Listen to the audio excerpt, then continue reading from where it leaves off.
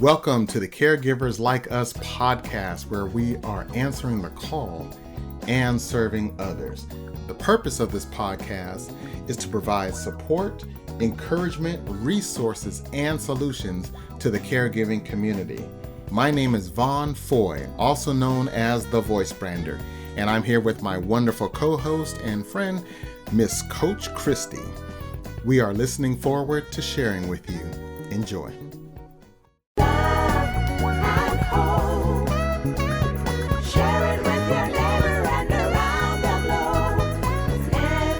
All right, hello everybody. Welcome. This is the Caregivers Tip Jar, and we are super enthused to begin this podcast. Opening it up. I am Vaughn Foy, the Voice Brander, and I'm here with my wonderful co-host, Christy Brewer. Say hello to us. Hi, guys. We had thought about and have been talking about this for a while, or it's been an idea and stirring up, and now we're finally capturing what we're going to do and how we are going to share. We're going to talk a little bit about the purpose for this podcast is, in a nutshell, is to really give caregivers a voice and an ear for different stories and challenges, and we want to provide encouragement, uplift, and just in so many words, I guess you would say companionship. Everyday go-to. Everyday go-to that you can, a resource and a reference to do this. And we're going to just really share how we, what we call, we receive the call to be a caregiver. And maybe we should kind of define what a caregiver is, and as we share about how we are, or why our type of caregivers we are. We come from two different approaches, I guess you want to say, from caregiving. But we're caregivers nonetheless. So Christy, tell us a little bit about your path. Well, my path is quite lengthy. My path started a while ago. I'm a caregiver to a 28-year-old son.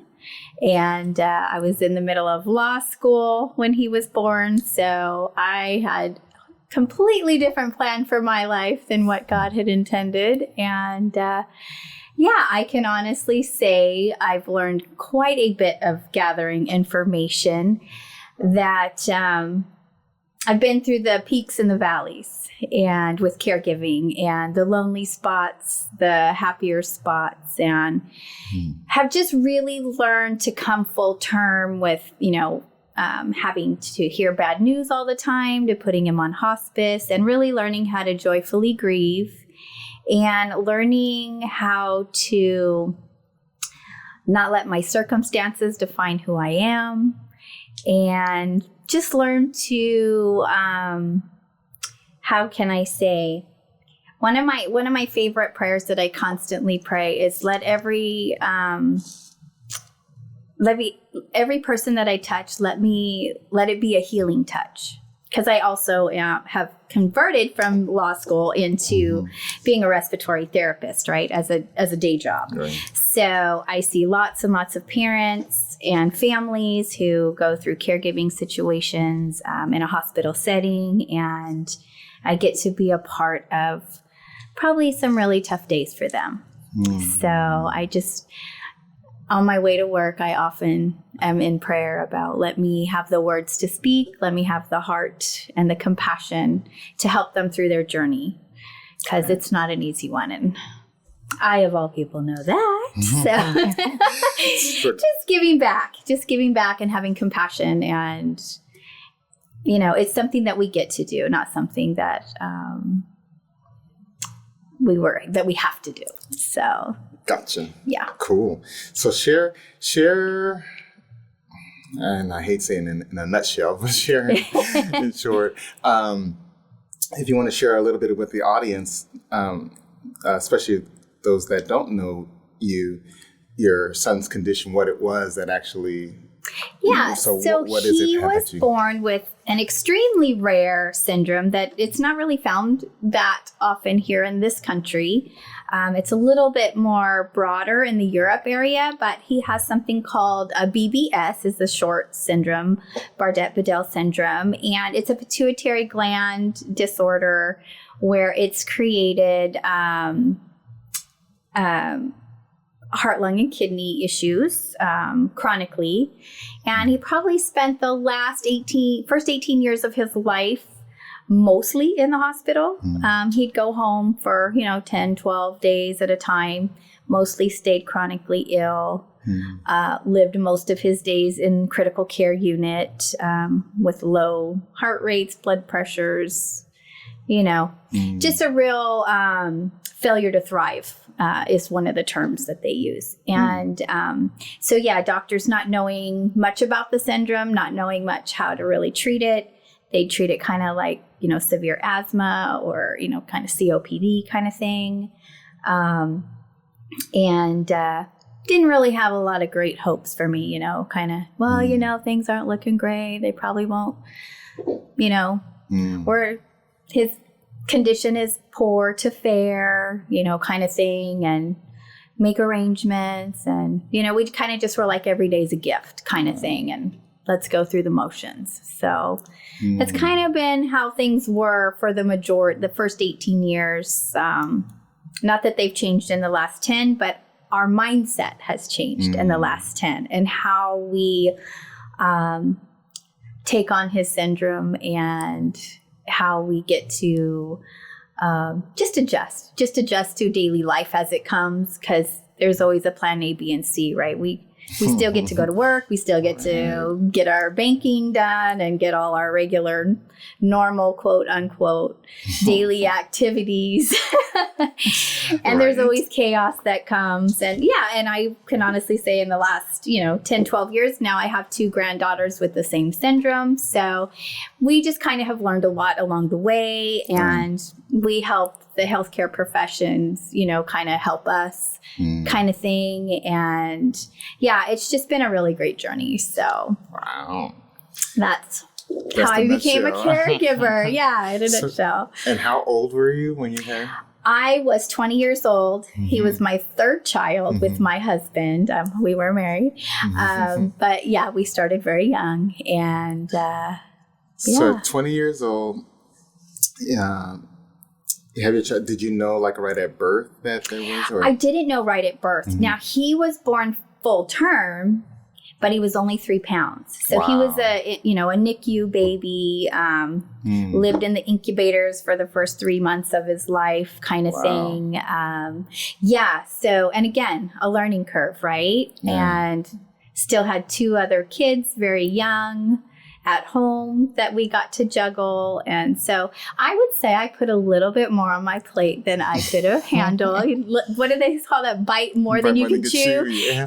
So I was definitely in, what I call some resentment, some anger issues, some why me's kind of mentality, and what the heck? Right.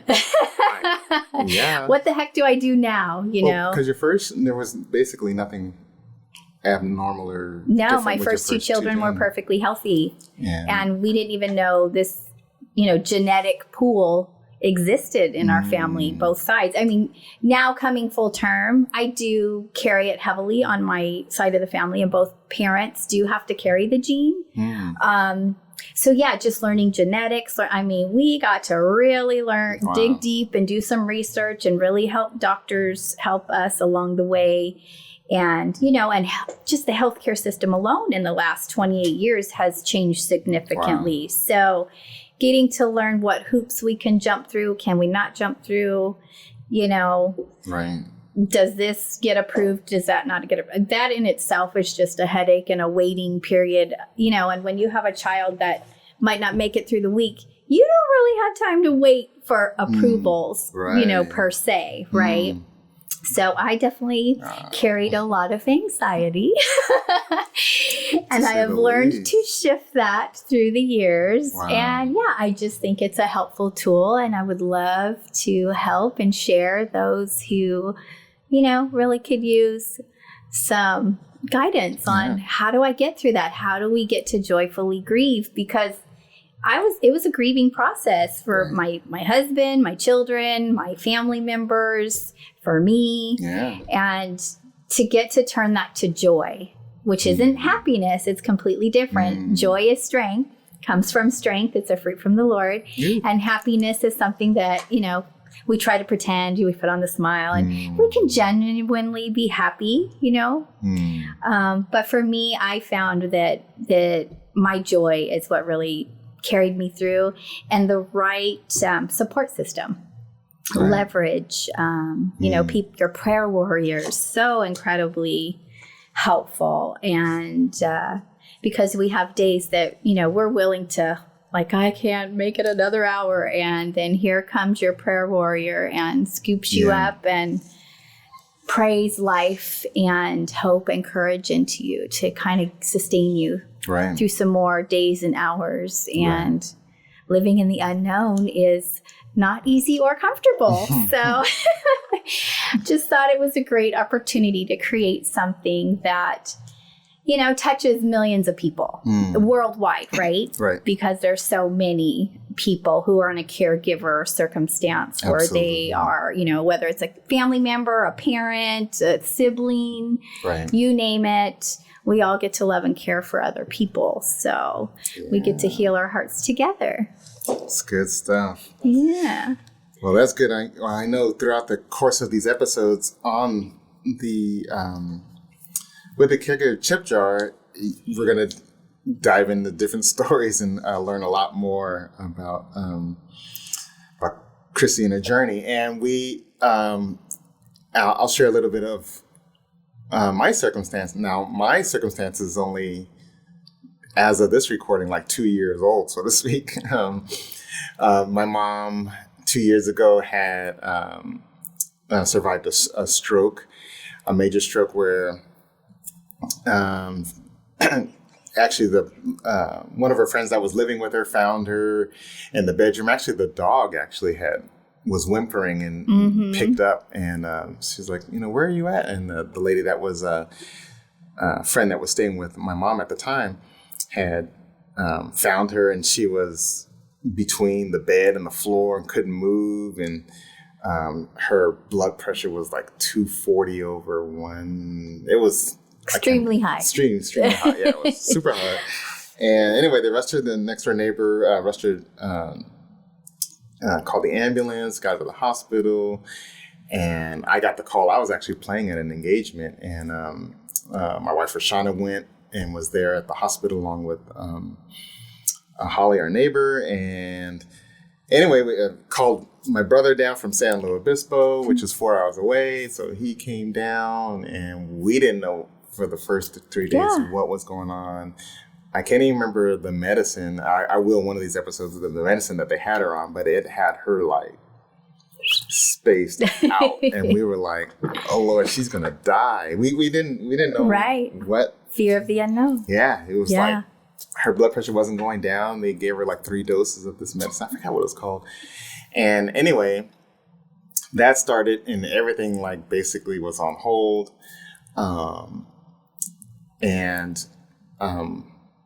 For the next 2 or 3 weeks, they're at the hospital, tests, getting pregnant and everything. We just didn't know what was going on. But educated guesses. Yeah, just educated. That's what I call them. They were like, and they didn't do a scan for like days. So she wasn't actually diagnosed with a stroke for like 2 weeks. It was just she had high blood pressure. They were getting it down, and finally, the X-ray or CAT scan came in, and she had TIAs? TIAs. Yeah. TIAs. She had 6. Wow. Or 7. But we noticed some of those effects had been happening like 7 months beforehand. Right. So this was, whatever this was the big one, so to speak. The small little earthquakes before the big one. Yeah, before the big 7.0 and 8.0. And anyway, she was entered into Ballard's which is a very specialized stroke recovery rehabilitation. Beautiful. And she was there for 3 weeks. It was during this time, during the Christmas time. At the most perfect chaotic time for something to happen, Like, right? Birthdays, perfect. holidays, Yeah. end of year, All of right that. when it's supposed to happen, right? When it's so convenient. Yeah, not when we're, nothing going on. Like, now's a great Everything's time going for a major disaster to happen in my life. Yeah, always happens at that time. Yeah, it was. So anyway, so that happened. Then she was, after the Ballage program, then she was assigned to a senior, basically, center. And then she was there for 3 months. In the meantime, we remodeled the house. I moved me and my family in. It was always our plan to get our own place and move Mom out of her house so she's not alone.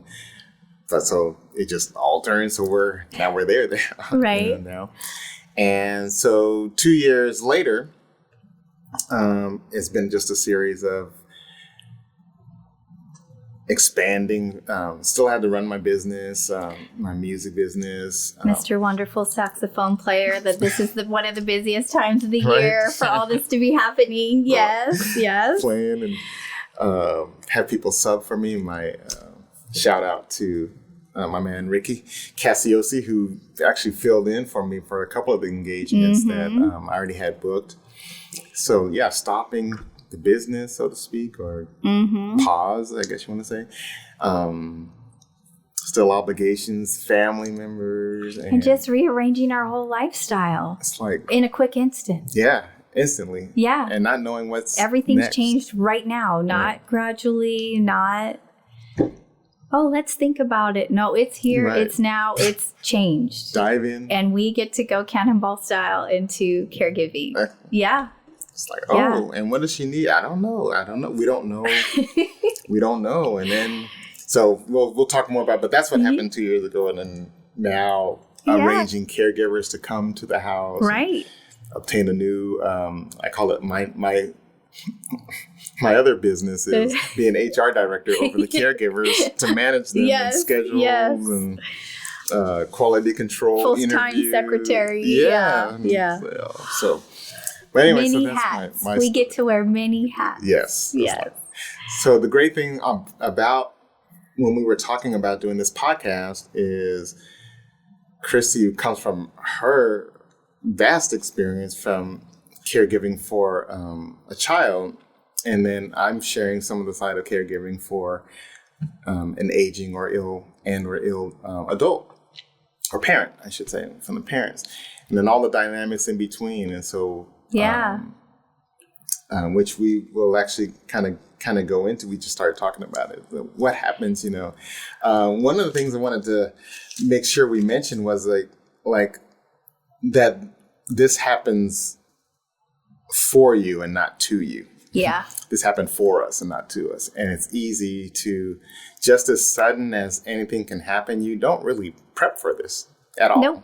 There's no prep. There's no plan for chaos. I like that. There is no plan. It's like, this is happening, and it's like, I think of it almost like playing jazz music. It's like, okay, we're going to play it this way, and jump in, and you improvise and go for what you know and what you learn on the spot and compose on the spot. Mm-hmm. But we did mention that this happens for us and not to us. Yeah. And I remember one of my coaches, Patricia, had said that when she was very instrumental in, you were talking about support systems earlier. And, my coach, Patricia, was very supportive. One of the supports that was just saying that, Vaughn, this is happening for you and not to you. Yeah. And at first, in the middle of it, it's like, yeah, well, we're in what it. do you mean? This is happening to me. What are you talking about? Are you out of your mind? What do you mean it's happening for me? I didn't ask for this. It's like you don't, you don't know. It's growth. It's growth. And when we, that's why it's so great to be so extremely specific about our prayers, right? Because we do get what we ask for, and growth certainly does come, just not in how we choose. Our package. Yes. And, I can honestly say what at 20 years old, what I had planned, quote unquote, air quotes, right, for my life and what God had designed for my life were two completely different realms. Yes. And how wonderfully blessed. Yeah. Because someone had recently asked me, one of my life coaches, right?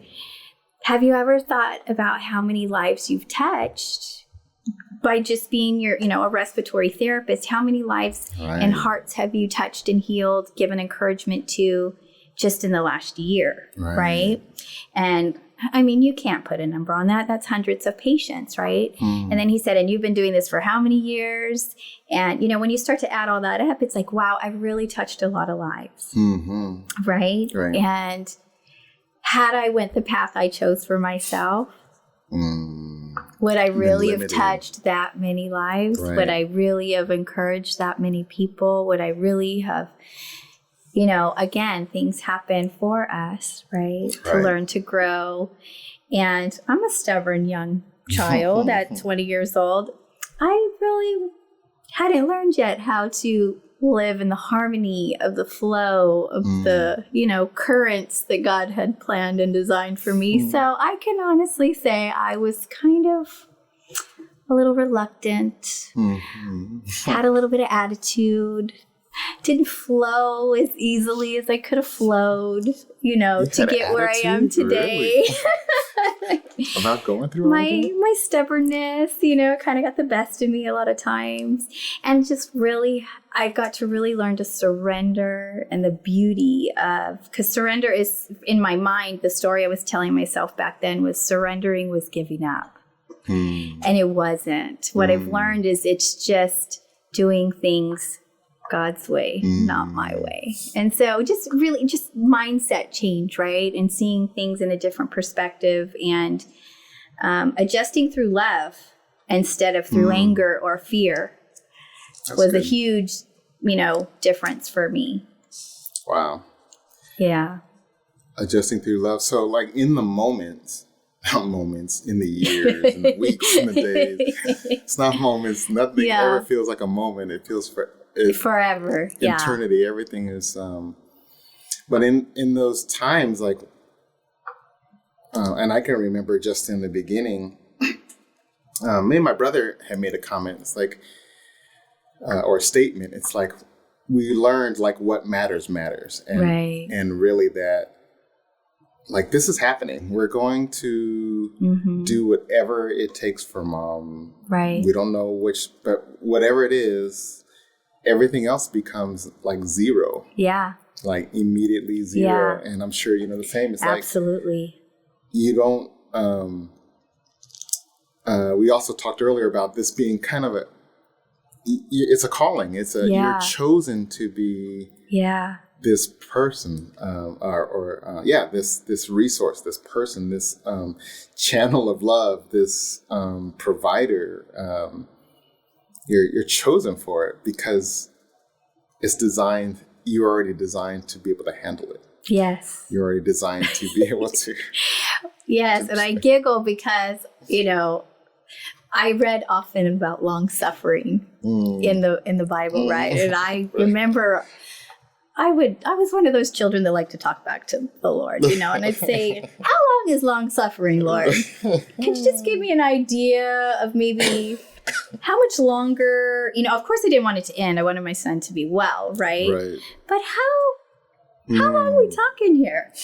Thank goodness I was never given that answer because, at year 2 or 3, if I was told, oh, well, honey, in 28 years, I would have had the most serious 3-year-old tantrum meltdown, that you could have ever possibly imagined, right? And I would have not been able to wrap my head around the concept of you going to tell me, because I wouldn't have been able to see, see the outcome of where I am now. Right. And so it's just so beautiful.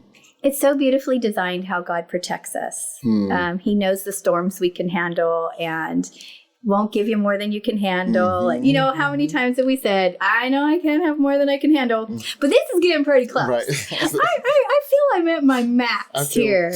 I don't know how much more, Lord. Right. Yeah, just so you know. I'm a little uncomfortable here. Are you watching the meter here? Yeah. I see it's pretty red. My rage is kind of at its max. Could you maybe help me out a little? Right. Yeah, I did a lot of... I learned, and it was a process. I learned from changing my complaining to thankfulness. And, you know, like, are you kidding me, Lord? Look at, blah, blah, blah, right? To thank you. Thank you that I get to do this. Thank you that I get to learn from this. Thank you. Thank you that he's even just still here. You know what I mean? There's just so many. I got to, you know, lay on the couch the other day and I can honestly say, again, holiday time, right? I can't tell you, I would say 90% or more of the time we spent Thanksgiving, Christmas, New Year's in the hospital, right? Holidays. We didn't get to wake up and, yay, it's Christmas and let's open gifts and let's, you know, and I was laying at home on the couch, you know, just kind of resting. And I just started saying, you know what, Lord, I'm so thankful that today, I'm here at home with my son for the holidays. I'm here we're home. I mean, he's still too sick to go do whatever, right? Christmas caroling, festivities, all those really great, fun, wonderful things that we do. But we get to be here together at home, peace and quiet, harmony, just embracing the things that really matter. And togetherness and connection and just really, really fine-tuning gratefulness. And it's just been such an amazing, beautiful journey. That's so good. Yeah. The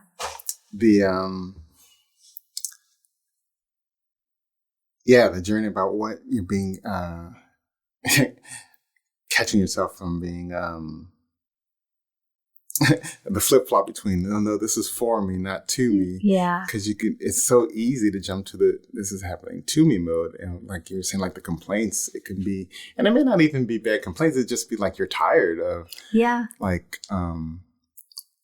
it's a new paradigm. And even if it's been a long time, it's still, because every day is brand new in this new paradigm, so to speak. It's not like what you planned for. You're walking each step, breath, blink is a brand new outside of what you would choose to do. Well, because we have our day set. And then life happens with the person we're taking care of. And we're like, okay, so everything I planned today is out the window. Okay, Lord, clearly we're going a different route. Does anybody else feel like that out there? Does that happen often? It's like our caregivers. It's like, oh, so you're not... Okay, so, all right. So you got to, I got to change your pull-ups, or, we got to change your sheet. Oh, you decided not to. Okay, so you didn't want to. Here, we thought we were having breakfast this morning. Okay, we are not. No breakfast. All right. We're going to go mow the yard instead. Okay, there we go. Something totally completely different. Yeah. Yeah, it's like change. So, yeah. Well, this is we're doing really good. So as we're telling our stories, so for those of you in the audience, and we'll be doing some of these episodes. Will be Facebook Live and some of our Instagram and YouTube stuff in the future. But one of the things, as we just touched on, is like as a caregiver.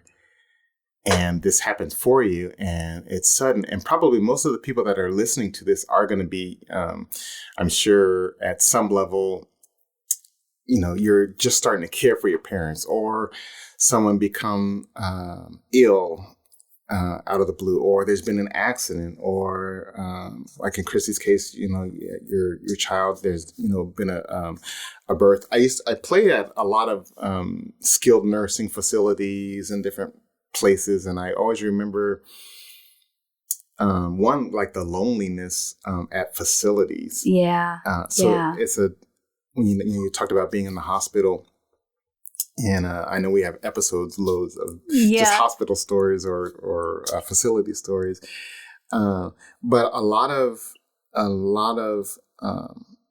for the person that we're caring for, their life has been interrupted and changed as well. They're not a perky person all the time. They're angry. They're injured. They, how many times did I watch the look on my son's face as he watched his siblings play? He so wanted to be involved in that, but was too sick to even get out of the bed to participate, and just seeing stuff like same for any person that you're caregiving for, they don't want to be in that position. And a lot of times they don't want to be a burden. Right. I mean, how many times have we heard a parent say, I don't want to be a burden to my children. Right. Even if you have a spouse, are they of age and physical ability to help take care of you where you're at in that journey? So you really do have to rely on other people. And again, they get to change. They get to adjust. We get to change. We get to adjust.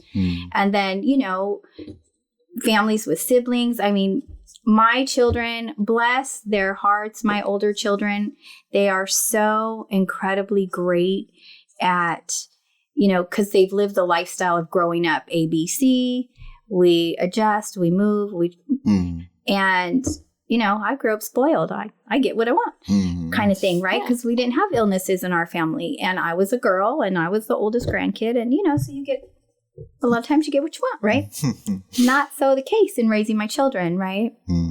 And so they're just very beautifully tuned into compassion and adjustment. And it does take an entire team.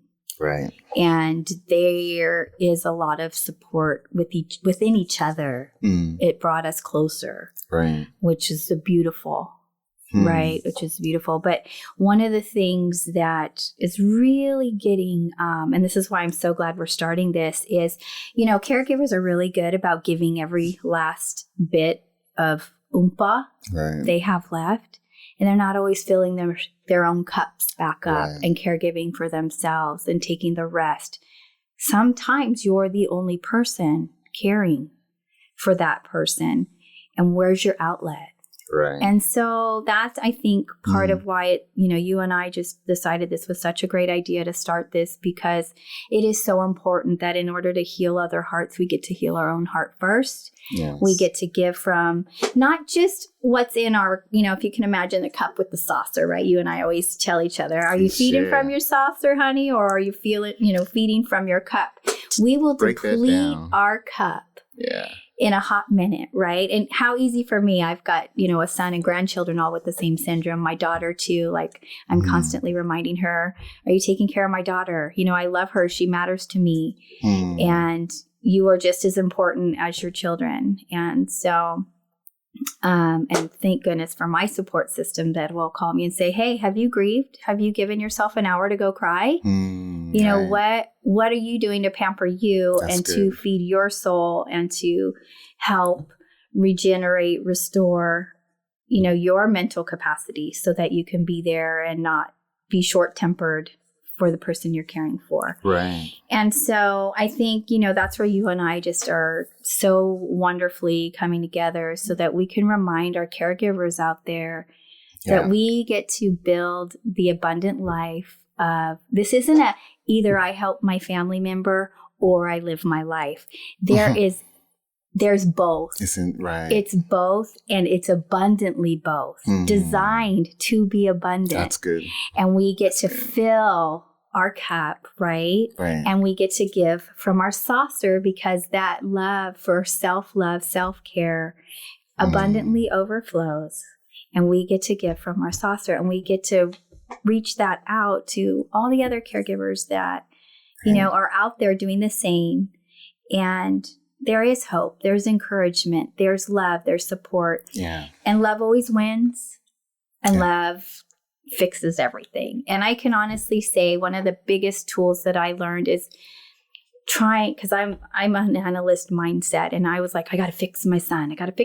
These doctors don't know what to do. Every doctor tells me they don't know what to do. And so I got to research, and the Lord showed me, how about you just love the person and let me fix the syndrome. Wow. And I was like, okay, Lord. And so I carry that with my patients, and I carry that onto the families, and I just remind them, the best way they're going to heal is through your love.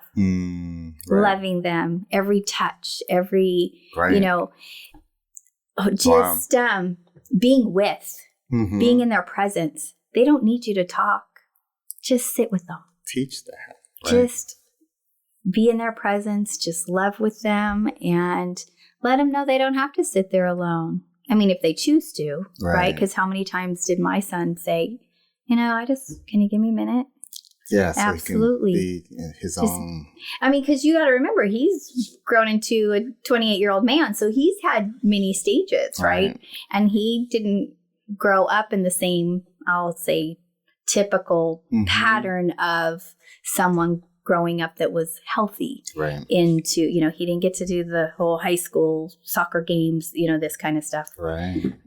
Whatever that means. Totally different lifestyle, right? Wow. And for those, I know some of you know, but a lot of you don't know, my son also is visually impaired. It's part of his syndrome. So he's not just, has a lot of these health ailments, but when he is healthy enough, he goes out to the world and he's still blind. He's still legally blind. And when he's in the evening time, he's completely night blind. But he is my first person of support. And I say that like this, because I used to carry a lot of anxiety around his health, ginormous amounts of anxiety. And he will be the first to tell me, Mom, this isn't the time. I'm going to be fine this time. Don't worry. Because he can kind of sense when I'm like, oh, okay, I know how to fix you to a certain point. Then I got to exercise that faith muscle with God and go, all right, God, you got this, right? Because it's a little outside of my comfort zone and my scope of, where his health is. Because, there's, he looks bad. Oh, he looks really bad. Oh, he looks really, and then it's like, okay, we're back in the boat of faith, And he's so gracious to tell me, he's like, Mom, the Lord and I, we talk a lot, and I'm going to be fine. And I'm like, okay, well, then I'll just sit over here and weather the storm and trust that you and the Lord have this worked out. And, thankfully he's, a practicing minister, and he's laying in bed. He's got a lot of time to sit there and listen to the Bible and things like that. So he's made a life for himself. And he walks his own purpose. And he's the first to say, Mom, when are you going to start living? We've survived. When are you going to start living? So I, too, have had to shift and out of mouth of babes, right? Out of the mouth of babes. Because I was like, no, I'm a mom. I gotta take care of him. If something happens, that makes me look really bad. That was the story I was telling myself, right? And just adjusting into that, because we get into our rut of how we think things should be, and just those little small things of people reminding us, have you loved yourself today? What are you doing to take care of you? Maybe they're in a spot where they're taking a nap. Go take a bubble bath, something. What are you going to do to fill your cup up?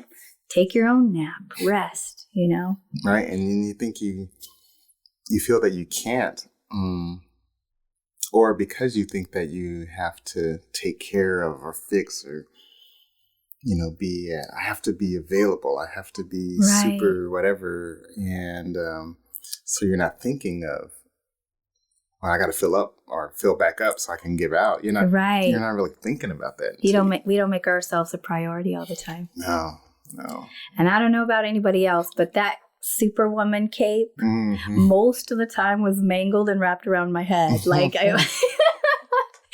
I was always trying to do so many different things I had 3 different kids in 3 different directions, right? So I was always trying, okay, I got to be at this person's soccer practice. I got to get this one over here. I got to do this one for this one. And juggling, right? Like any other parent, life still happens. Life still goes on. And, dinner on the table, all these things. And we will definitely put ourselves last Right. if we're not careful. And just learning how to put ourselves first, even if that's wake up 20 minutes before the whole rest of the house. Right. Get into some intentional prayer, meditation, whatever it is that we need to do for ourselves to start our day. Yeah. You know? That's good. Some, you know what? I'm gonna say this is a great. Let's start this next episode. Sure. With, I wrote down something about doing things right and being all things to all people, and let's talk a little bit about that. The cup and the saucer. Sure. And on that. So this is our intro episode, and we hope you enjoyed it, and we want you to actually give some feedback to us. You can email us, or you can Facebook, text us, call us, Facebook, And the beauty is both Vaughn and I are in personal development, and we crave feedback, because that's how we grow, right? And it's not judgment. It's out of love, and we welcome it. And please help us fine tune and make our caregivers, helping healing hearts heal. This is a passion of ours. We're very, we want it to be something that everyone benefits from. So the more you help us, we get to help the world, and that excites us. Yeah. Please share. Thank you for your support. And please mark this on in iTunes if you're looking at this on iTunes, and whether it's on Stitcher or now this they have podcasts on Alexa. Woo-hoo. It's also on I get to grow in technology. I love it. Spotify and all of those different avenues. But please go ahead and like these and subscribe to the podcast. And we will be seeing you shortly on the next round. We want to thank you, Christy. And thank you, Vaughn. Looking forward to our next episodes. All right, y'all have a wonderful day. Bye-bye. Love and blessings. Blessings. We want to hear your stories, your services, your resources, anything that you have. We want the main thing is to share this with other caregivers or those that have already finished their assignment of caregiving. We just constantly want to share the stories. Yeah, come share your stories. We'd love to hear them.